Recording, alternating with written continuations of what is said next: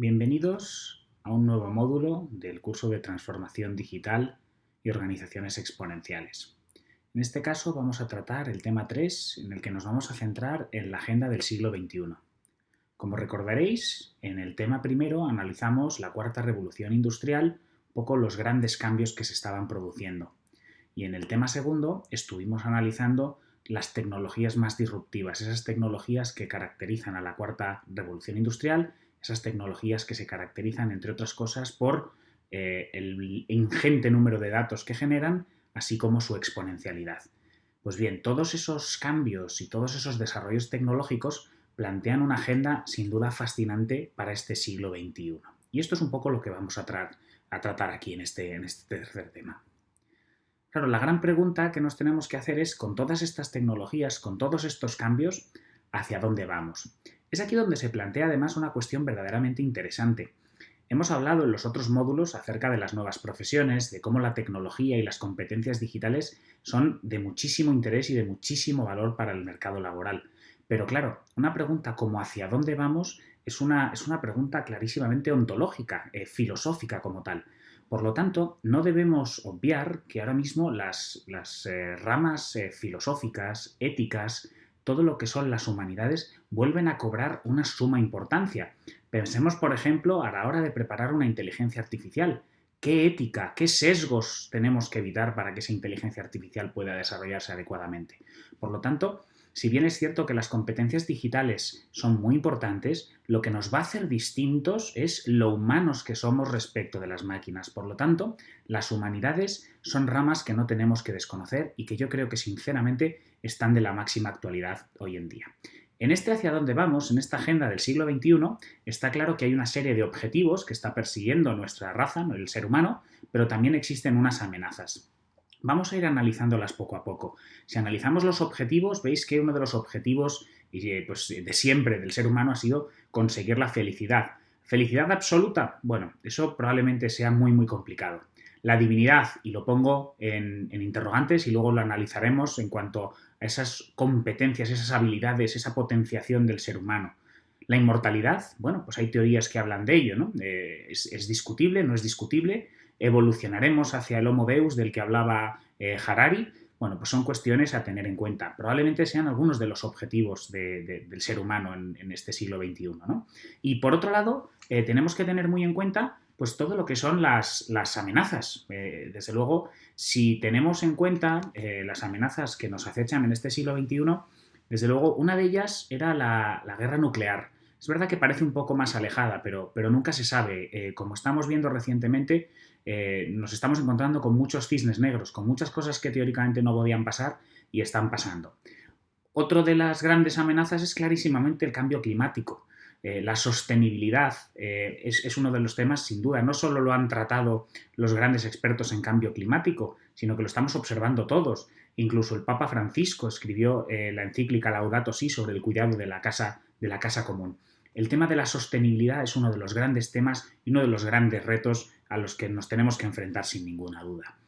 El colapso económico. Ya hemos sufrido algunas crisis financieras, la más reciente la de 2008, y ahora mismo, unida a esta amenaza que, si os soy sincero, cuando estaba preparando estas diapositivas no la contemplaba como tal, pero ahora la he unido, es la pandemia. Una pandemia como la que estamos viviendo con el tema del coronavirus, que además está implicando, entre otras cosas, ese colapso económico que mencionaba como amenaza. Las pandemias se ha demostrado que ahora mismo no estamos preparadas para ellas. Probablemente gracias a la tecnología de la que disponemos y a los grandes recursos científicos seamos capaces de lidiar con ella, espero que en breve. Pero en cualquier caso es un reto, es una amenaza a tener muy, muy presente.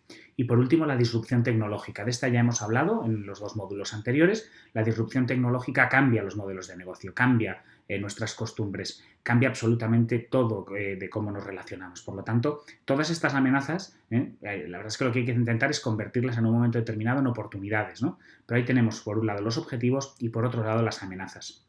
Sí que quiero analizar un poco más en detalle estos objetivos de la agenda del siglo XXI. En este sentido empiezo por la felicidad y si os fijáis aquí una vez más tengo como dos columnas, ¿no? La columna que pone felicidad química y significado de la vida. Claro, ¿qué es lo que ocurre? bueno, pues que para algunos científicos la felicidad es meramente química, con una serie de elementos químicos como puede ser la dopamina, la serotonina, la oxitocina, la epinefrina, o bueno, pues al final los opiáceos endógenos también, lo que supone es que en un momento determinado, al menos parece que pudiéramos engañar a nuestro cerebro para conseguir la felicidad desde un punto de vista químico.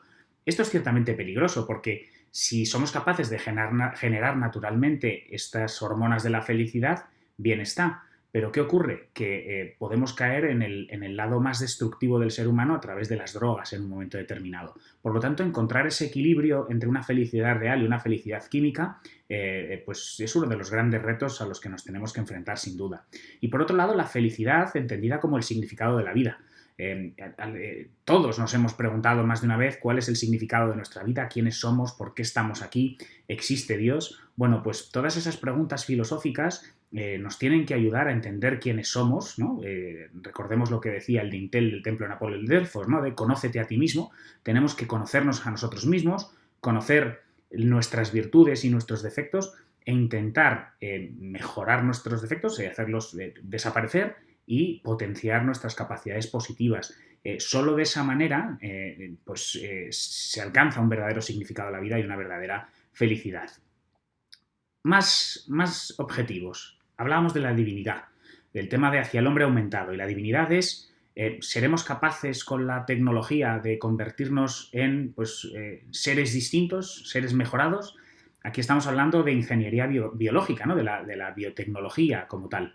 Incluso de la ingeniería cyborg, ¿llegaremos a estar integrados totalmente con máquinas o ingeniería de vida inorgánica? A este respecto tenemos que tener en cuenta varias cosas. Aquí, y luego hablaremos de ello, se puede incluso encuadrar la figura del transhumanismo, ¿no? El cómo vamos a superar el hombre que somos por un hombre superior vinculado a la tecnología. Para algunos esto puede parecer una auténtica locura, pero yo simplemente les voy a hacer una pregunta. ¿Cuántos de vosotros lleváis un smartwatch o un smartphone? Y no solo eso, ¿cuántos de vosotros sois capaces de, en el caso de salir de casa sin el móvil, no volver a por él, ¿no? Al final, es verdad que a través de la tecnología hemos ido aumentando nuestras capacidades y a lo mejor la figura que veis aquí en la diapositiva, la del superhéroe de DC Comics de Cyborg, a lo mejor es una exageración.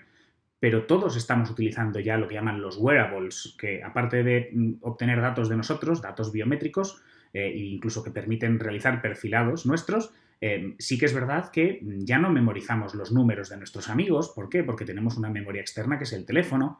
Y no solo eso, hemos visto figuras como las Google Glass, los iPads, las Fitbit, todo este tipo de tecnologías que en el fondo tienden a hacernos mejores, a aumentar nuestras capacidades, ¿no? Por lo tanto, hay que tener esto muy en cuenta.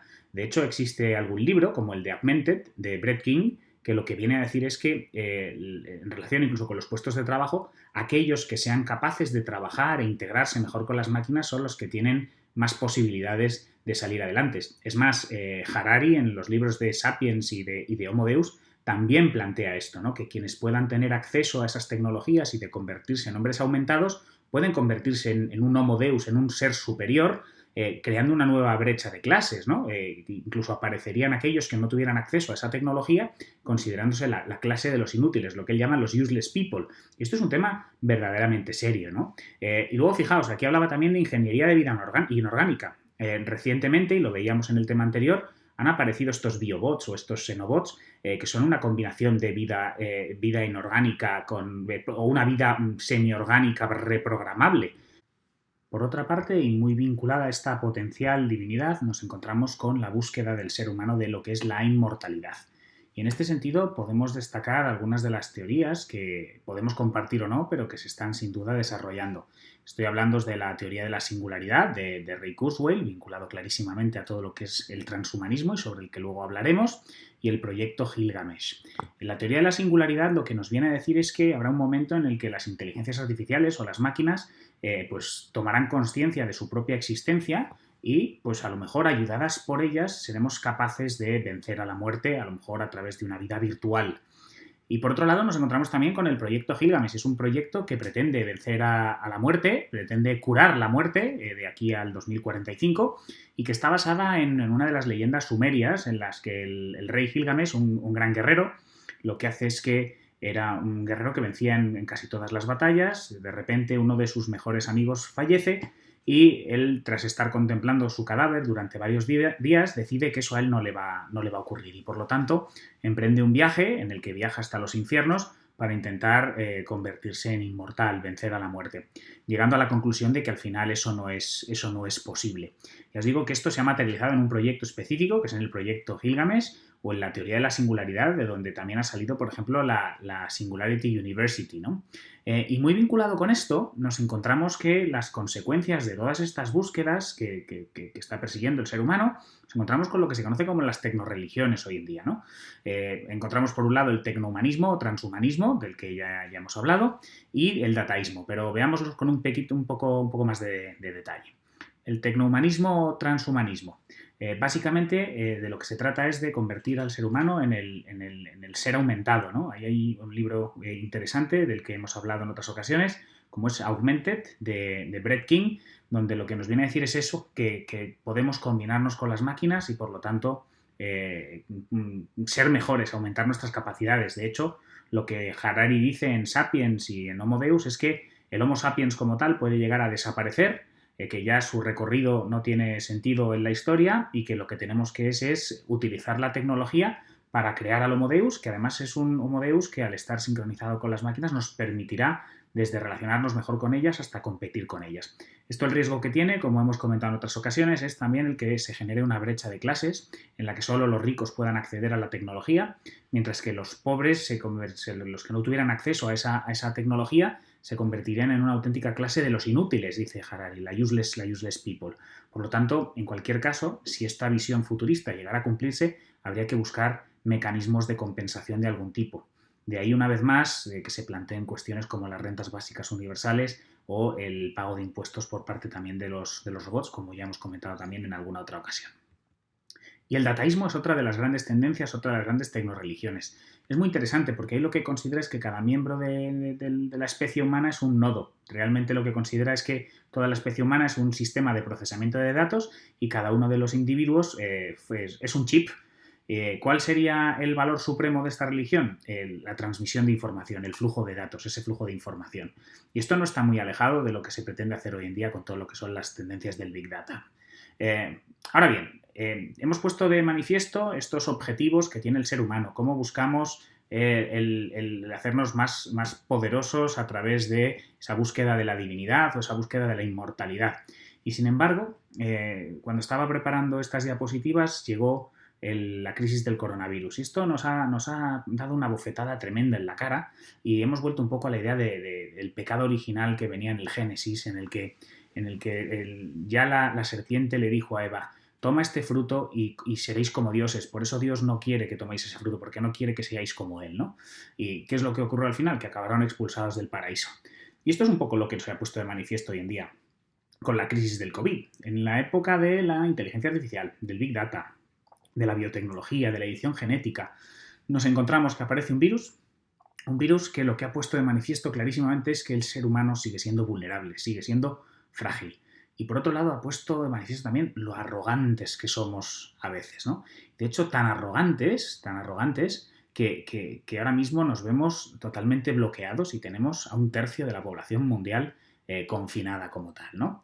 De hecho, tenemos que tener en cuenta dos cosas y con esto termino esta sesión de hoy.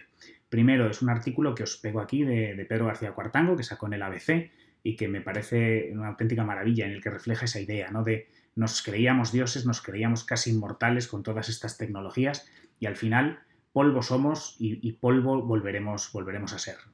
Pone también de manifiesto esa arrogancia y esa arrogancia también la vemos en que no hace tanto, en el año 2015, Bill Gates en una charla TED expuso cuál iba a ser el gran riesgo. De hecho, antes hemos comentado las grandes amenazas y decíamos la amenaza nuclear, ¿no?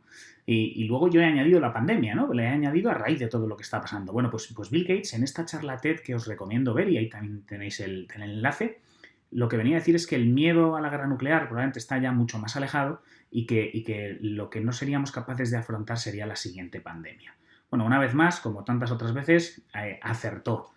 Solo espero que, gracias a las grandes mentes pensantes que hay ahora mismo en todo el mundo y a esa tecnología de la que hemos hablado y a esos investigadores, seamos capaces de superarlo cuanto antes y, sobre todo, que nos demos cuenta de lo frágiles que somos, de lo importante que es el sistema sanitario y de lo importante que es tener también los pies en la tierra. Bueno, espero que estas sesiones os estén gustando. Con esto terminamos hoy el tema 3 vinculado a esta agenda del siglo XXI. Y nada, confío en veros pronto. Muchísimas gracias y nos vemos en la red.